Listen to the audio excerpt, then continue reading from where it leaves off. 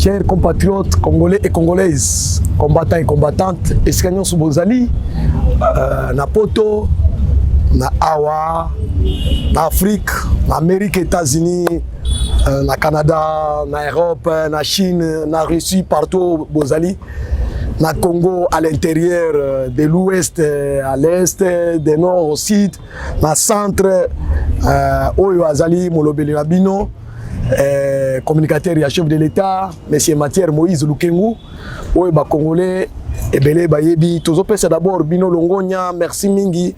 Lolonge bozo pesa intérêt na maïnyoso tozali ko pesa Bino, yango bozali komona yango en réalité parce que na minute oyo tozali susu na opposition te, tokomi na pouvoir. Makambo na biso tozo loba eza ko se traduire en réalité. Eza tant lisusu ya diabo ya kadiosha ya formol te. Soki bomoni nga na telemi pona ko ebisa Bino makambo ezali makambo réel, makambo yo Congolais nyonso azo palpango na maboko na ye. Toye pona nini pona ko ebisa Bino lelo to traiter nini lelo tozana sujet munene oyo bato bakomi ko se précipiter ba candidature Kabila lobi azozonga lisusu à travers Nemi Mwila Nyasali déclaration to kokota na Mozindo Moïse Katumbi akenda ki retraite azongi alobi akozala candidat docteur Mukwege normalement akomi candidat na kwa bisa Bino en détail nini ekoki koleka nini ekosalema na 2023 Monisco pe akomi kokende nani akobatela lisusu docteur Mukwege to kokota na kati to yebisi Bino ke carte maintenant est jouée. Félix Tshisekedi abimi gagnant na ma nyonso oyo eleki na kati ya mboka kokende kozwa manduki na Russie oyo ezana zela ezoya mususu esi komi déjà mususu elobi ekitaki tokolakisa Bino makambo nyonso oyo ezali na relation oyo eza bonne di forme na États-Unis d'Amérique.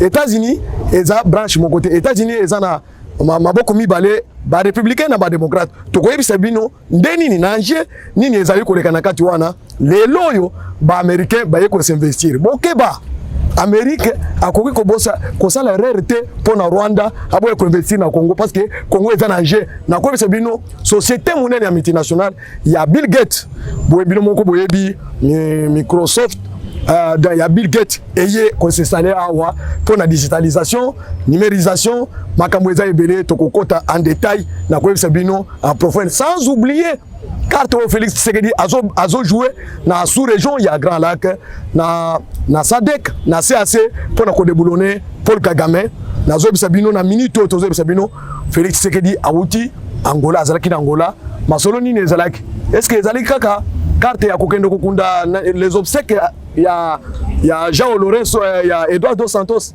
bokoyo kama mane kamonini eleki kuna akeye mokote amemi secrétaire général ya IDPS représentant ya parti ya IDPS Augustin Kabuya azalaki na Angola na koyebisa Bino carte nini betami kuna élection eza en gestation na Angola tokoyebisa nini ezoleka na Afrique ba élection kilikili na RDC kozana 2023 carte nini mandat ya Félix Tshisekedi ya deuxième mandat ekozala ou ekozala te nini Félix Tshisekedi na parti na ye ya IDPS bazali ko bongisa pona kozwa deuxième mandat o ezali synonyme ya installation ya régime démocratique ya makambo ebele tokokota na détail tokokota na divers makambo nini 17 ans tobisaki Bino ke opposition na Congo eza facilité tala ndenge to effacer Martin Fayulu na carte azali susu ata na koyebisa Bino marche salami lelo ya parti ya Jean-Marc Kabunda na ya Moïse Katumbi basangani 17 personnes na koyebisa Bino détail makambo ezali ebele maintenant tokobanda na sujet munene oyo tozanango ya les enjeux électoraux ya 2023 nini ekoya na 2023 c'est pour la première fois moto asali mandat moko a organisé ya mibale dans le délai et salamaki te na Congo pour toyebisa Bino qui est démocrate, qui est dictateur, qui est incompétent, qui n'est pas incompétent. Pour nini Félix va réussir les paris que tous les présidents n'ont pas réussi à réaliser dans le Congo. Premier mandat, deuxième mandat, à dans le délai constitutionnel. Qui a respecté la constitution? Nani a beau respecter la constitution? Peuple congolais, c'est Bino Makambo Nyonso, ou ezali koleka, na kati mboka na biso. Maintenant, il y a une année avant les élections, ba chauve-souris, bato oyo, baza ba compagnie kamoto, ba jiraka, mais tant ba moni que tant ya bilan ba sauté une année ndenge salamaki na 2016 na 2015 Moïse Katumbi qui a géré avec Kabila Bambou Lebele qui joue rôle mounen il y a province minière donc les plus riches, la province les plus riche de la République démocratique du Congo à l'époque, les Grands Katanga. 12 ans de gestion de Moïse Katumbi. Tant que tu as à la veille élection en 2016, Katumbi s'est débarrassé, il y a Joseph Kabila. À Wangani Joseph Kabila. À Lobino, il a comporté responsabilité, il y a échec. C'est-à-dire, mais pour nous gérer Katumbi, il a prêt pour nous gérer. Maintenant, pour nous avoir responsabilité, qu'on s'assume, na bilan, Katumbi Akimaka a commis opposant. Il y a un opposant il y a une année des élections. Maintenant, il y a un baloyo. À quoi il y a un poulet à ma baie, na quoi il y a et le konine salemi les sous. Katumbi, azalaki adversaire, il y a Félix Tshisekedi dans l'élection il y a 2023, il y a 2018. Maintenant, tango Tshisekedi a eu pouvoir, Katumbi a eu les sous à côté de l'Union sacrée pour la gérer ensemble. Ba ministre il y a oyo ba occupé fonction minienne, ministre régalien, affaires étrangères, ISU, c'est-à-dire ministre azota la makambo ya université, azui, ministre ya transport, azui, ministre ya affaires sociales, azui, ministre, donc c'est-à-dire azui responsabilité, ba mandataire to lobate. Maintenant tant à une année des élections, Katumbi Lisusu a sali comme d'habitude, a sauté, a commis opposant. À une année des élections, c'est-à-dire hier, a yé kaka pona kolia. Ndenga aliakina Kabila, tant à Monique Kabila lingachite, a Baluki a commis opposant. Lelo Katumbi a kendaki poto pona koluka, a lobby retraite te, ezalaki retraite te, a ekena ko sala lobbying pour comme opposant les sous aya kota na pouvoir. Mais to ko ebisa bino conséquences ya kozala na président o azako sasimete. Est-ce que Katumbi a kosala face na Tshisekedi na élection en 2023, Katumbi a koki kosala débat contradictoire na Tshisekedi bino moko boyebi ke Katumbi bakomela kaye et pas Olivier Kamitatu. Yemoko il ne peut pas s'assumer. A kosala face na Tshisekedi. Pourquoi? Katumbi azo confondre équipe ya Mazembe na makambo ya politique ya Congo, République démocratique du Congo. Oyo bazo benga sous-continent. Katumbi a géré donc province munene ya Lubumbashi. Mais botala ndenga tiki ici ya province ya Katanga. Nazo pas exemple moko pobo mona gestion ya Katumbi. Hôtel Caravia à l'époque après Intercontinental na Congo ezaki hôtel wa. Mo botala ndenge Katumbi atikaki yango. Maintenant bokende lelo à 3 ans o Tshisekedi a eu pouvoir à gérer na gouvernement ya yemoko une année seulement bokende kotala Caravia, c'est-à-dire moderniser. Donc hôtel Caravia ezongi même koleka ndenge basalaki yango bao bazala Katanga bakopesa témoignage parce que ya biso makambo ezali pièce contre pièce, ezali makambo ya distraction te. Maintenant Katumbi a pillé les minéraux congolais, a pillé Jekamine, a sali a morcelango et komi mining. Maintenant nazo yeba par quelle magie Katumbi a causé la face na Tshisekedi na débat contradictoire na élection ya 2023. Bila ya Katumbi abomi SNCC ba remorque o ya yeba traque o asala pour remplacer SNCC. Est-ce que Makambwana, est-ce que Katumbi azana ba conseiller a causé la face na gestion asala ki ya province ya Katanga 12 ans appuyé minéraux nyonso o ezalaki na Jekamine azalaki multimilliardaire. Katumbi atiki ba fonctionnaire ya l'État na salaire o bazalaki nango ya 12 000, 18 000, 30 000 et belé 80 000 francs. Maintenant Katumbi à l'époque ndenga banda kotoka mbongo ya minéraux o banda ko sala na Chine cop na Russie azoteka azopesa joueur parmi $100,000. $100,000. Est-ce que Makamwana banda Tshisekedi a eu pouvoir? Kopwana eza lisusu. Bosimo moni lisusu Katumbi azobimisa $100,000, $500,000 pour kopesa équipe ya Mazembe. Équipe Mazembe lelo eza mbes parce que Katumbi azali lisusu na banete te. Kope kufi. Maintenant mbongo wana ezokende wapi sko? Tshisekedi a eu mbongo wana amati ba fonctionnaire de l'état salaire.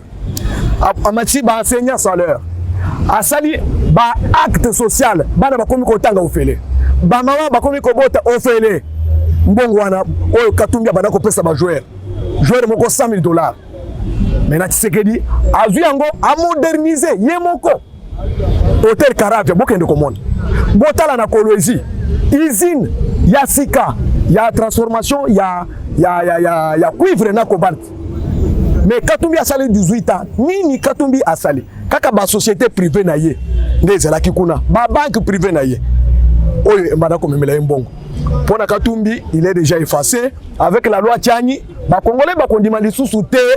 Je crois que avec l'arrivée de Tshisekedi au pouvoir conscience et bandi kozonga na mitu ya ba congolais, c'est-à-dire ba congolais ba kondima lisusu mo ya nationalité douteuse a gérer bangote histoire ya Katumbi to mettre de côté opposant ni mususu akoki kosala face na Félix Tshisekedi parce que Martin Fayulu ndenge na bisaki bino carte na ye sili, c'est-à-dire batikili étant biso tozala ki opposition bazo pekisa biso kosala marche bazo pekisa biso kosala donc déclaration meeting, mais Martin Fayulu comme deuxième aux élections de 2018 batikili terrain Tshisekedi a lobby parce que les acquis de Tshisekedi c'est quoi makambo Tshisekedi asali ba congolais malamu ezanini liberté oyo babotola ki biso wana d'opinion, d'expression, de tout mouvement, de marche, d'activité politique.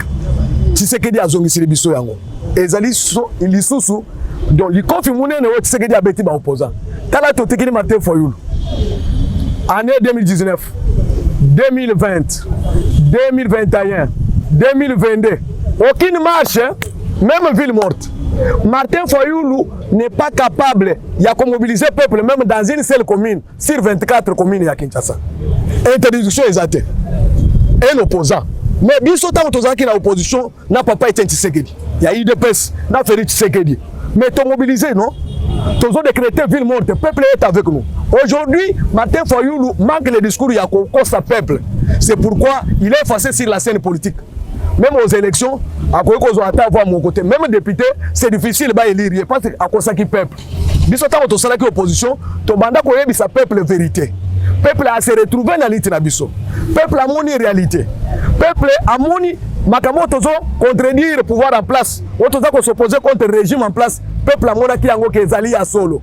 Maintenant, Martin Fayulu a zangi moyen koko sa peuple. C'est-à-dire l'histoire na l'élection en 2023 ezalité. Bao bazako bangela, Tshisekedi n'a pas un adversaire de taille. To effacer. Mozito Bilana yebi no moko boyebi, il a géré la primature. Bimaka na 300 maisons. Peuple a yebi yango atikali même sans effacer azana parti politique. Oyo peuple congolais a yebi yango te. Bato belé ba yebi kombo nango te. Ce n'est pas un candidat autoré ko bangela. Maintenant, il faut créer opposant Moussoussou des circonstances. Oyo babengi docteur Mukwege. Bon, ngai nazo mona pona docteur Mukwege, il ne maîtrise pas la politique congolaise. C'est un docteur. To yebi bien musala wa banda ko sala coopérer ba mama na est ya République démocratique du Congo na hôpital na yo asalaka hôpital wana o Mukwege asalaka abanda ko soigner ba mama gratuité. Ba banda ko pesa mbongo et pas ba des zones G, la communauté internationale de Bandako pesa mbongo, même bato Bandako na hôpital, Bandako futa mbongo. Nde yango monaki azwaki mbongo ebele et salié fou.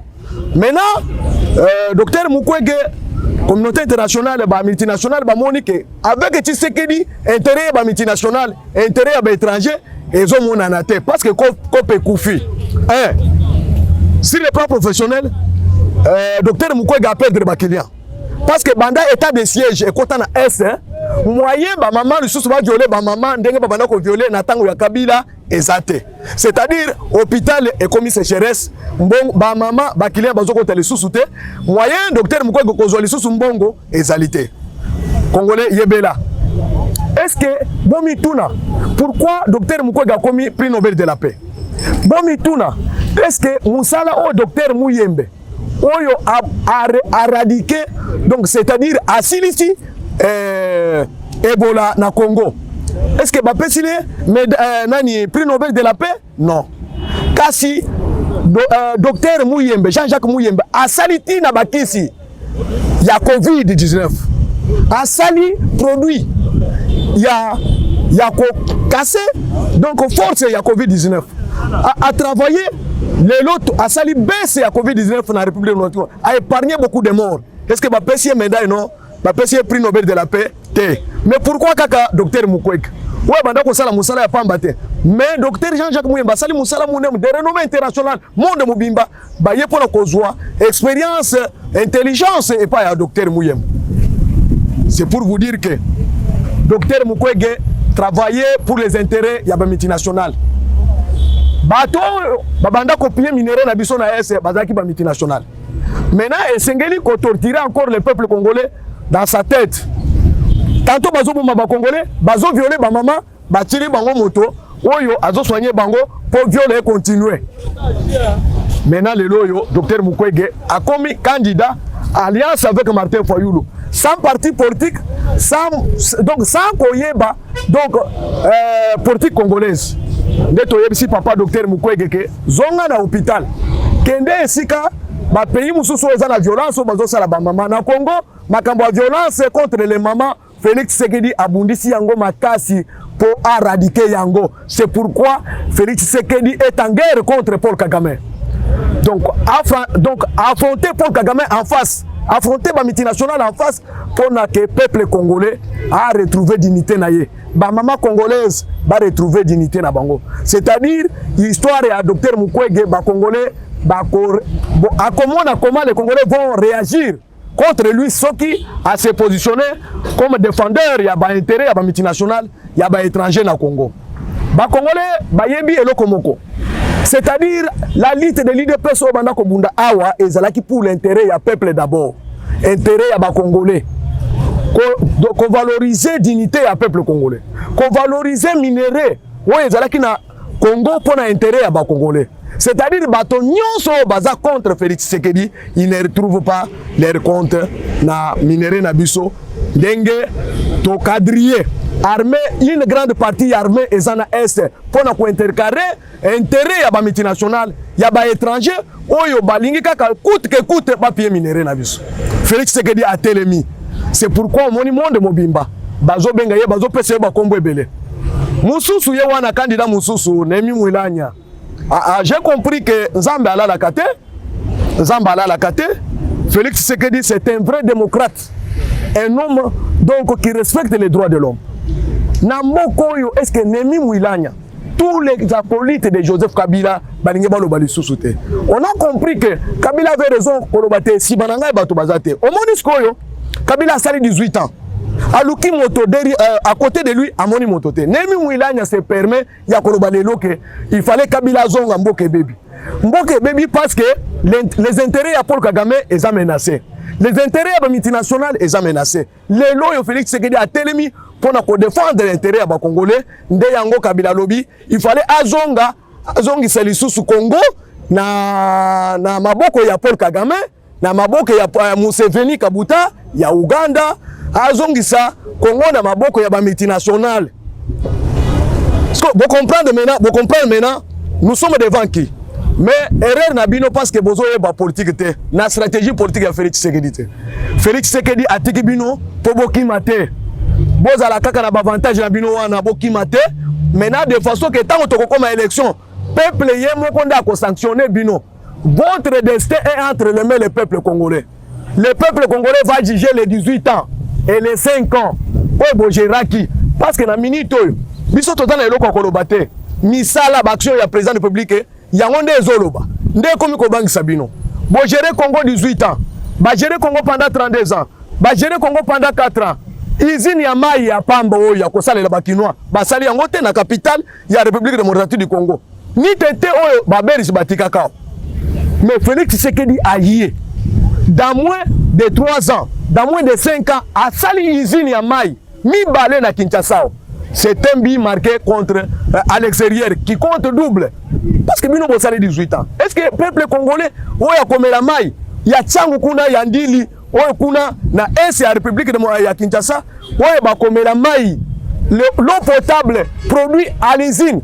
Donc une usine construite sous le leadership ya Félix Tshisekedi. Yé moko mwana mboka. na oyo bino bosali 18 ans bokanisi te ata social ya peuple congolais Némi Mouilagna est-ce que oza na raison tant ozoloba ke mboka ebe ya ba Rwandais ya ba multinational mais le peuple congolais a sanctionné bino bozela avec les élections de 2023 Félix Tshisekedi a concédé de sa propre majorité mibeko botiaki pour se servir na minerai à peuple congolais na intérêt à peuple congolais Bilebino Bikoki. Peuple congolais va se prendre en charge. Peuple congolais va juger. Ah, Joseph Kabila. Otiki armée nabiso infiltré jusqu'au mois de Pinière par les Rwandais, par les Ougandais, par les Burundais, par les Tanzaniens, par les Sud-Soudan, par tous les pays limitrophes. Yo lingi mboke baby parce que batelemeli bino Félix Tshisekedi a sali la loi de programmation militaire. Oh, notre armée est en train de monter en puissance. Les loyaux, bozala qui armée, pays nini, industrie nini ya armement, oyo pesa bino confiance pour la copesa bino manduki. Parce que la guerre au Félix Tshisekedi a affronté au ya Est contre Paul Kagame et outil le bino de boyaki nangote depuis 1994. Nini bosali pour que Kimia kota la Est. Nini bosala ki pour que bon empêcher ba multinational ba pied minéraux na biso. Mais il faut qu'on ait la Sony.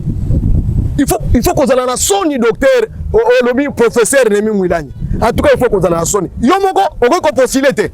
C'est-à-dire sans Kabila, vous n'êtes rien, vous ne représentez rien. Mais vous êtes de quelle ça c'est quelle classe politique? Ah bande konabiso. Est-ce que réellement vous êtes des Congolais? C'est-à-dire bino kaka soki Kabila azate pour ça la politique était. Mais vous voyez, c'est ça les hommes politiques que nous avons. Qui ont géré 18 ans. C'est-à-dire sans Kabila bino goko possibilité. Au moins est-ce que vous mettre en doute ba diplôme na binot. Nous sommes des professeurs. Les professeurs m'ont géré 18 ans. C'est-à-dire sans lui aucune personne ne peut postuler. D'ailleurs, boyebake bila ya Kabila.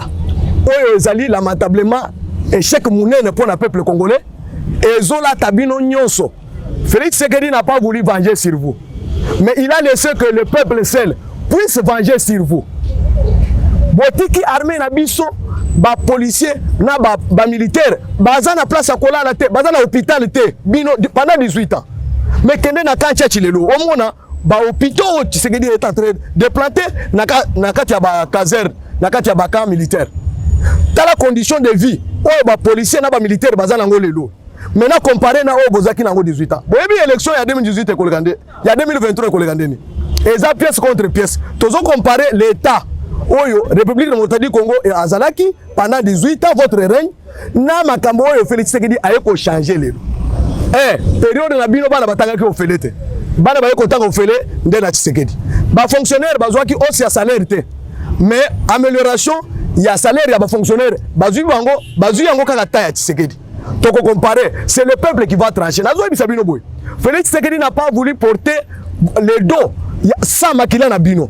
Mais c'était un vrai chrétien, un vrai démocrate. Au moins est-ce qu'on est boléris. Si le plan diplomatique international, les lois République démocratique du Congo, à combien de niveau qu'on a en France, à combien de niveau qu'on a aux États-Unis d'Amérique. Tant qu'on a lobby kaka, nazo teka bloc pétrolier, 27 blocs. Mais bino ko sale 18 ans. Tout le monde a un bloc comme il y a pétrole exploité dans le Congo. Maintenant yo, bino poser les discours de ça le biso. Bah tu as Kabila. Mais vous avez la sonité. Omoni Russie a tellement koto, Chine a tellement koto. Non. Comme ça tous ko exploiter. États-Unis a talibango. Tala omoni skoyo. Félix Tshisekedi a meki kaka mukeboy. Omoni sko ndenge bato ba bouger. Pour votre information, boye baké sur le plan militaire, on a violé aucune loi internationale, aucune disposition internationale où est allé relation bilatérale, na relation multilatérale. Et ça mobeko bazoloba non alignement, c'est-à-dire ceux qui tozana yo na relation bilatérale, oki ko empêcher bisote tozala na relation na pays mususu. De deux, talandenge Félix Tshisekedi o bomora ki ke azama yerete maintenant ndenga jouer 4. Atiki bunagana na maboka ba Rwandais. Parce que bokei ba démocrate o baza na Amérique na pouvoir lilo bakei na conseil de sécurité na ba pays mususu pona ko ba non Congo akoki kosomba minduki te au moins azo autorisation. Maintenant babosani que il y a une loi qui dit que lorsque le pays qui est souverain indépendant est en danger, est menacé, est agressé, il doit recourir par les moyens donc des forces moyens sont utilisés pour récupérer le territoire. Maintenant, binomoko, bon sali erreur, bah compte ici, Rwanda sur le sol congolais. MONUSCO a sali rapport, ONI, le même ONI a sali rapport, confirmant la présence de l'armée étrangère rwandaise sur le sol congolais. Maintenant, Félix Tshisekedi, Bolingaki abengana nani Rwandais na Bunagana M23, ba terroriste wana te. Atiki bango, attaché au bozalaki nango no te Bunagana te bozala calme. Félix est en train de jouer. Maintenant, tango tokei na Russie kosomba minduki. Bomoni ndenge monde bouger te. Ba pays nyonso basomba ka minduki na Russie wana. Et loko ezalaka te. Mais tango va comprendre que c'est la RDC. Na moment oyo tozana embargo de l'ONU. Maintenant tokei d'une manière officielle. Vous avez compris, tant on a vu que la loi de programmation militaire, tozalaki na yangote, Kabila sali 18 ans sali yangote, Mobutu sali 32 ans sali yangote, Kabila Laurent Désiré Kabila sali 4 ans sali yangote. Mais pourquoi Tshisekedi a sali yango? Bota la action minière au Tshisekedi a sali pour libérer le peuple congolais, pour sauver l'intégrité du territoire. Le pays a été morcelé depuis longtemps, depuis 1+4. Nani a lobé kiango? Et Sengeli Tshisekedi ayaye moko. Maintenant, avec la loi de programmation militaire, notre armée est devenue une armée puissante, indépendante, crédible. Il y a kozwa dette, il y a kosoma manduki na pays nyonso. Oyo akoki kondima kopesa biso manduki. Nde tokei d'une manière officielle. To violer ata lo mon côté. Est-ce que bomoni oni a perisi biso? Tokei kozoma manduki na Russie. Nde yango moni Paul Kagame à comprendre déjà que na ba multinational va comprendre maintenant que soki tobutiki RDC na manduki sophistiqué ok kosoma na Russie à côté na terrain, c'est-à-dire on va effacer Rwanda dans 48 heures. Rwanda ne sera plus, on va raser tout. Maintenant basengi dialogue pour la nini parce que bayebi ke moyens zate ba républicain bayebi si ba démocrate na congrès américain bayebi si bango ke bon MONUSCO yo biso to récupérer RDC to signer partenariat privilégié, c'est-à-dire tozana possession ya minerai stratégique nyonso par rapport ya nouvelle technologie. Maintenant bino ba démocrate bokoti bobebisi Tshisekedi a la popularité, Tshisekedi a derrière le peuple derrière lui, c'est-à-dire il a emporté toute la population derrière lui. Bomoni eloko salami na est contre la MONUSCO, bomoni eloko salami na est contre l'évasion de l'armée rwandaise sur notre sol. Nos forces d'essai sont soutenues par le peuple pour la première fois. Maintenant, ba mindele ba comprendre, ba républicain ba keko bisa bango. Lelo élection ezo salema na États-Unis. Il y a mi mandat na 2011. Donald Trump risque de revenir. Les républicains risquent de revenir parce que les démocrates ont joué une mauvaise carte. Maintenant, pour sauver Rwanda, et Sengeli, Amérique a un armement abunda na contre RDC. Or, tous en bango partenariat. Ndeba monique tous ça l'erreur monen. D'où qu'est-ce qu'il faut? Jouer la carte d'apaisement pour Kagame allons au pouvoir. Qui mieux au côté na est, RDC a récupéré intangibilité ya territoire na ya frontière na ya nyonso. Ezonga na maboko ya Congolais. Il faut être Félix Tshisekedi pour jouer carte wana na dimension wana, cause risque wana. Maintenant, tant que tu as une élection, peuple a compris nani. Peuple à est, Oyo Tshisekedi a libéré entre les mains des Rwandais, des Ougandais, tous les pays limitrophes. Maintenant, on va comprendre que nous avons affaire à un grand monsieur, un Congolais de père et de mère. Mais tant que Kabila Zaki na pouvoir, atikili bande konaye non, ba infiltrer FARDC, ba infiltrer service de sécurité na bisonyos. Maintenant yo ngemi muilanya oya ko bimalelo ke Kabila zonga parce que mboke baby parce que to mettre les intérêts des étrangers donc en danger, les intérêts de Paul Kagame en danger. Parce que bon MONUSCO bobanda koko ça, nous avons le peuple a compris que boteka kimboka, bo signer accord que l'armée rwandaise a la possibilité de contrôler les frontières de Bissonyos. L'armée rwandaise a le droit de piller les minéraux. na part Raymond Tshibanda tant on a zolo bawa ozoyo kanga bien bozela tokende d'abord élection peuple a sanctionné bino d'une manière démocratique bokomona sort na bino tala na Angola le même parti Eduardo Santos na João Lourenço Eduardo Santos a confié Angola c'est parce qu'il y a les élections que João Lourenço a moni que il fallait a récupérer confiance à Angolais a zo ebembewana a kokunda ngona Angola bana na ye ba dignitaire nyonso bazaki autour de Santos bakimaki non biso totiki bino boni pourquoi totiki bino IDPS nous avons lutté par la voie de la non-violence tokoki converger contre binoté parce que nous prenons la réconciliation nationale. Il faut que tozo bongisa mboka bozala na kati bozana droit ya koloba lokola peuple congolais nyonso ya kokrike lokola peuple congolais nyonso mais botala bilan na bino. Il n'y a pas la vérité réconciliation sans que toyeba nani asalaki nini nani abomaki nini nani apiyaki nini boko makibino nyonso wa itinéraire sanction et bimi monde mobimba Union européenne a sanctionné Mabé États-Unis a sanctionné Mabé parce que bopiyaki bomaki ba congolais boyebi ke makambo nyonso kotika la ça justice et kosala musala te kosala bozala calme tozo la bino combat on installe un régime biso tozo c'est le régime où il faut travailler pour l'intérêt du peuple d'abord pour l'intérêt ya ba congolais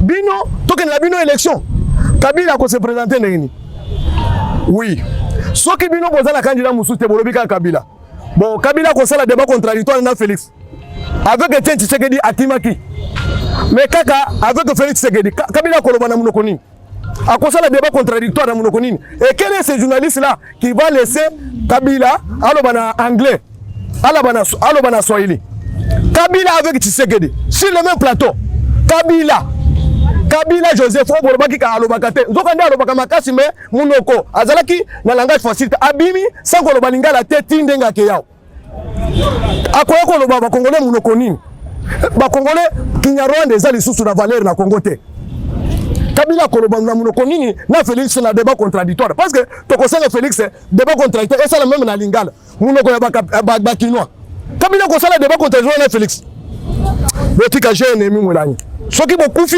politiquement Kabila bomibino politiquement bobimi ba fainéant les professeurs Evariste Bouchap nani Shehu Kitundu ba Raymond Tshibanda ba Ndemi Mwilanya ba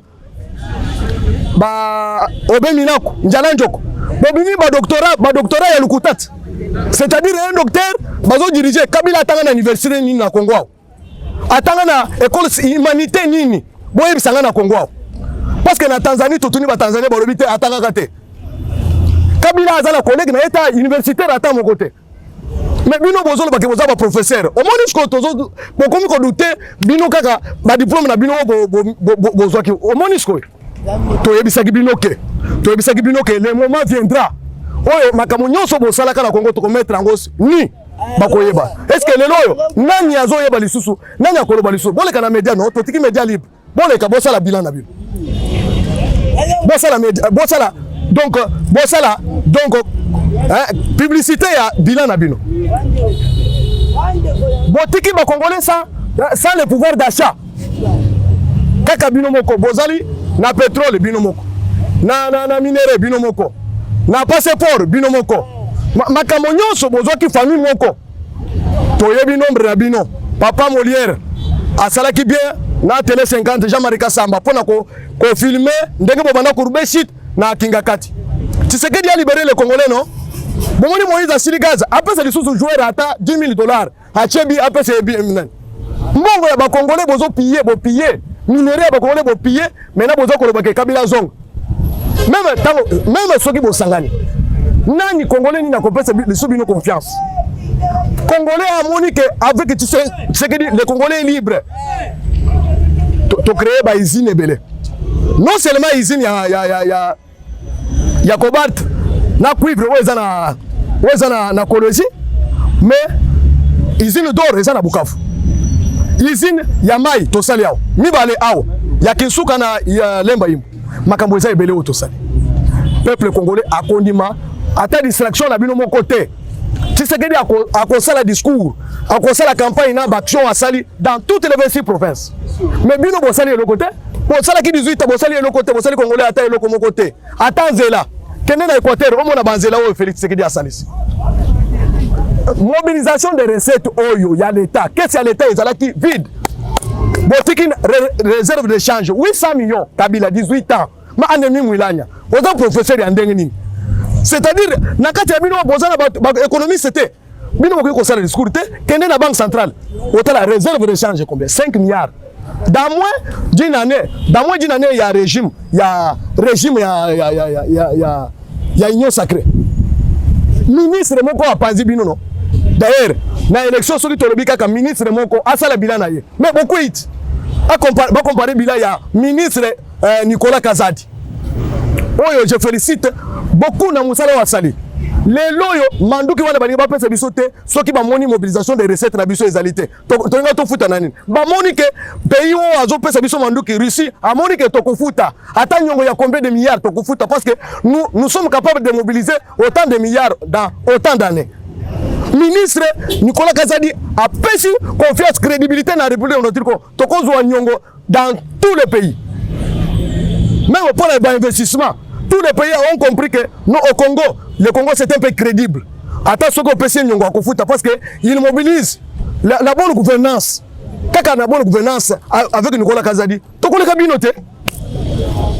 En tout cas, nous avons félicité ma casse directeur du cabinet Mawaka Bertin, il y a Nicolas Kazadi. Nous avons félicité Adem, Lionel. En tout cas, nous avons félicité Bino Makas. On a conseillé, il y a trésorerie, conseiller Nani Flori. En tout cas, vous êtes fort à côté du chef. En tout cas, cabinet Nyoso, il y a Nicolas Kazadi dans félicité Bino Makas. Parce que vous savez, mon salaire, mon ami, monde Mobimba, toutes les institutions de Britounoud, petit RDC confiance. On a renouvelé confiance à la RDC parce qu'il y a eu une bonne gestion, il y a finance de l'État à travers le ministre Nicolas Kazadi. Il y a mon gars à Kopanzabino parce que Nakati la Bino Nyoswana. Bozana tamu tomoko ta kosala face na Nicolas Kazadi. To comparer Kazabino na ministre Mokwana. C'est pour vous dire que le Congo est sur la voie de développement. To kondima lisusu distraction la binoté. Peuple congolais a kondima lisusu parce que bozala ki wana bosala 18 ans. Mobilisation la bino na recette ezali combien? Botiki biso na bilan ya 3 milliards. Pendant 18 ans, Botiki Congo a bidé il y a 3 milliards. Mais une année seulement, il y a le gouvernement y a Sama Lokonde. Nous sommes au-delà, mais là, nous avons dépassé même le budget. Avant que l'année puisse prendre fin. On a dépassé. La mobilisation des recettes, le régime financier, DGI Moko a mobilisé plus de 1 milliard. Mbongo bana ko tala ba poche na bino bozo kabola PPRD ba shadari bazo sala nango activité politique na bango bazo lia bazo pesa bongo. Est-ce que bozo mo sous PPRD zo kabela batumbongo mbongo bana ko kabola bazo pesa activité à PPRD et ça ki mbongo ya l'état bande ko ngai nani akondima sous PPRD azonga mbongo yo tala parti présidentiel parti IDPS. Est-ce que bozo mo moni bazo kabela batumbongo kuna? Jamais. Ogiseka azobunda ye moko na ndenge na ye. Maintenant les loyo yo ekoloboke pepper d'azonga lisusu. Po ba lapide mbongo ya l'état. Bide na biso ebima na 11 milliards ekita lisusu na 3 milliards. Parce que ozomona kindoki. Na mboka nini oyo peuple akoko kondima. Abimi azomata azonga lisusu. Bato ba eshwa ki wana. Bazonga sama lisusu. Poto zonga sima ou bien tokende liboso. C'est-à-dire kozonga sima, c'est-à-dire kozonga ça le même système. Au moins gestion ya Tshisekedi en moko. Et bien misi bino na poisette. Parce que réalisation ya Tshisekedi et la crise que le Congolais pouvait être très loin. Le Congo pouvait être un grand pays, une puissance. Donc on a sabino guerre ici na est d'abord. Tala ba démocrate en Amérique. Au lieu de soutenir RDC na Bitumba, baza ko distraire biso na élection. Nanya yebi sibino que peuple congolais a besoin na élection. Peuple est ba ko voter la Bitumba wana. Boze la to si sa guerre. To ko gagner élection et puis to ko gagner ngo all main. Tshisekedi a cause majorité absolue dans la Assemblée nationale. Tshisekedi a cause majorité absolue parce que c'est les œuvres, les actions vont compter. Boye bité. Bolobaki ke boza mayel. Boza mayel. C'est que des pièges binot. Boya to sangana to sala union sacrée. Moto na moto pour kokoti sa gouvernement pesanga 3 personnes. Moto ya mayel batu ya mayel. Bozu batu ya mayel nyonso bozongi si. Bana bazongi pa tata na bango sanke oyeba. Nani azondi mela bino lisusu. Omoni scott, botikali vide. Bon ça la opposition c'est yangwana. Bato nyonso baye na union sacrée bakozonga lisusu te baza déjà libéré. Bamoni ke faut basala musala ya l'état. Basala la peuple musala. Au lieu ko sala ba individu, ba autorité morale musala. Ba boyi. Nde yango tozo lancer message na peuple congolais nyonso esika ozali. Yeba ke musala ya intérêt à peuple ezali na gouvernement autoza nango ya Sama Lokonde ya union sacrée oyo Félix Tshisekedi est le commandant suprême des forces armées congolaises et de la police nationale. To soutenir Tshisekedi to kozoli sous président ou ko défendre intérêt na biso te. Oya ko bundisa ba multinational communauté États-Unis, calculer États-Unis. Alobi Tshisekedi alobi ngana zoke de kosoma manduki esika nyonso nous sommes libres, nous sommes pays souverains. Est-ce que vous savez combien Tshisekedi a eu risque? Maintenant, les gens Kabila zonga. Kabila peut dire à Kagame comme ça. Kabila peut dire aux Américains comme ça. Comme Bayebite, Aza Congolais. Au moins, nous sommes blaguer parce que Tshisekedi c'est un démocrate. Alors, liberté d'expression, liberté de tout mouvement. Mais les Ezala Tshisekedi, Ezala Kabila, les lots Tshisekedi, ou Asala qui n'a remise de reprise. Acha Koufit. Paul Kagame a boumi bato combien na Afrique du Sud, ba opposant. Maintenant, les Américains, non. Respecter le droit de l'homme. Au moins, il y a des gens qui sont démocrates, non? Ils sont collaborer na Kagame assassin. Et pas le droit de l'homme, exact. Démocratie est na élection na 99%. Et c'est ça la mort. Kagame a pillé minerai à Congo. Les lois assurent le sol congolais. Tala Kagame a Zama Yerete. Tala Kagame a signé ce c'est le feu na Tshisekedi. Tala Kagame nombre d'années au salaki na pouvoir. Mais azo ko signer c'est le fait. Ya lo bagite. Ba baza wana baza ba congolais mais c'est le fait na Tshisekedi na Angola sida kini. Omoni Tshisekedi ndenga da boulonaki système ya Kabila. Ndenga a déboulonné Kagame. Kagame ne comprend absolument rien ce qui se passe. Il est devant donc un homme, un manager, un grand joueur. Donc renard de surface en politique. Kagame ne se retrouve pas. Aza komona na CT, a komi mbeya. Kaya Tshisekedi. Mais tant Kabila, Kagame était le maître du terrain en Afrique sous-régionale. Na kozonge la ligamboyo, na koyesa bino. Na Congo tozala moto expérience koleka Tshisekedi te. Ndenga bolobaki na 2018 on dimaki to pesa bino cadeau. Boponi moto mosusu na Genève. Maintenant les loyo. Moto oyo azala expérience koleka Tshisekedi azate. Parce que Tshisekedi a géré Union africaine. Moto mosusu congolais mosusu a géré Union africaine azate. Abimi ba pesi médaille. Ezanga ite. Bokene la Union africaine bokomona. Tshisekedi bimi meilleur président de l'Union africaine. Les lois ont coaché des organisations sous-régionales. CAC na SADC. Donc l'accès pièce contre pièce. Makaro yango biso tozala kati ya pouvoir. Pona kosala ya peuple congolais musala. Makaro yango SADC. Yango matière yo. SADC tozo coacher SADC. Voyez que le bas au Ngana Kabila a coaché SADC 16 pays CAC 17 ngayo CAC yango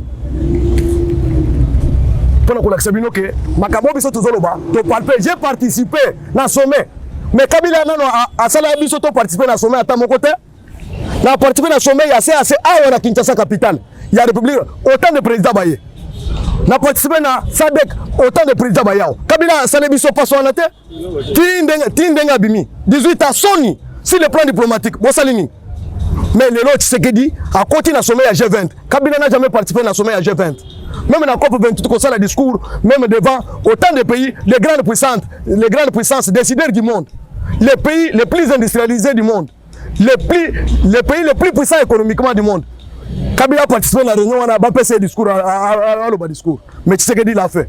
Qui a l'expérience parmi tous les politiciens congolais qu'on a Tshisekedi. Azate, en 2023, pour comment on va démontrer, surtout débat contradictoire, toujours débat contradictoire. Et c'est la mana français, et c'est la mana lingala. Maintenant, Toyeba, qui est qui? On a Kabila Nabin. Parce que tout le monde a géré avec Kabila. Baba Sali 12 ans, Baba Sali 10 ans, Baba Sali 6 ans avec Kabila. Ils sont là. La classe politique qui a échoué. Kabila n'a pas échoué seul. il était entouré avec les gens qui l'ont pas aidé donc à faire la volonté du peuple congolais, à faire le bien social du peuple congolais. Mais Tshisekedi, entourage Ouazanango. Félicitations au cabinet du président Félix Tshisekedi, tous les conseillers. Bah parce que Topin, en tout cas félicitations Bossali Moussala. C'est grâce à Moussala Bossali autour de Félix Tshisekedi. Lelo Moussala monani monde mobimba. Bah tu vas comprendre te. Les Congolais commencent à prendre conscience petit à petit pour comprendre que mboka ezali bisoto s'approprier mboka. Totika mboka na maboko ya multinationale te, totika mboka na maboko ya étranger te. Lelo tout le monde est derrière Félix Tshisekedi pour na kobunda na Paul Kagame. Maintenant ba opposants na biso, ce sont les poulains de Paul Kagame. Ce sont des poulets de multinationales. Ouais bazo bundisa ke to ekweya to perdre biso nyonso. Au moins ce que vérité bimis. Mbele bozala ba Congolais, bozala bolingo ya mboka, bolingo bozala tous derrière Félix Tshisekedi qui combat les multinationales, qui combat pour les intérêts du peuple congolais. Nani akoki ko wanga na lisusu. Zelezo Salem. Félicitations à ba ministre oyo ba se démarquer, notamment ministre Nicolas Kazadi. Notamment ministre ya EPC Tony Mwaba. Notamment ministre ya hydrocarbures Didier Boudimou. Ministre ya mine Maman Samba Antoinette. Ministre des Sports, Serge Konde, Moussala Bozo Sal.